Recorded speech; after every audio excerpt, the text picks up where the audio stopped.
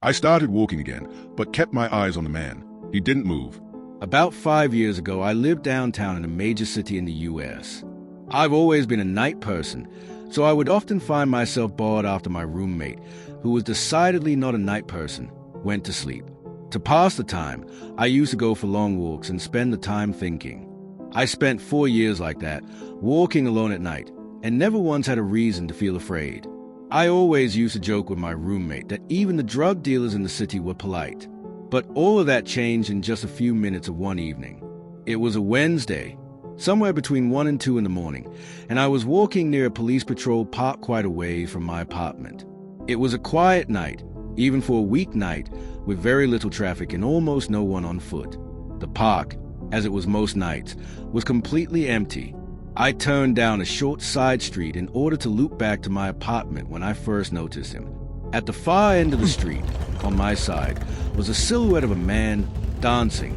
It was a strange dance, similar to a waltz, but he finished each box with an odd forward stride. I guess you could say he was dance walking, headed straight for me. Deciding he was probably drunk, I stepped as close as I could to the road to give him the majority of the sidewalk to pass me by.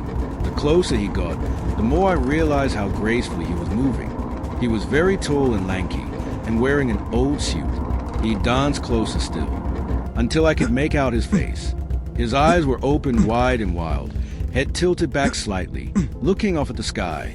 His mouth was formed in a painfully wide cartoon of a smile. Between the eyes and the smile, I decided to cross the street before he danced any closer. I took my eyes off of him to cross the empty street. As I reached the other side, I glanced back and then stopped dead in my tracks.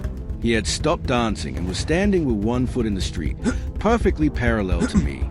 He was facing me but still looking skyward, smile still wide on his lips. I was completely and utterly unnerved by this. I started walking again, but kept my eyes on the man. He didn't move.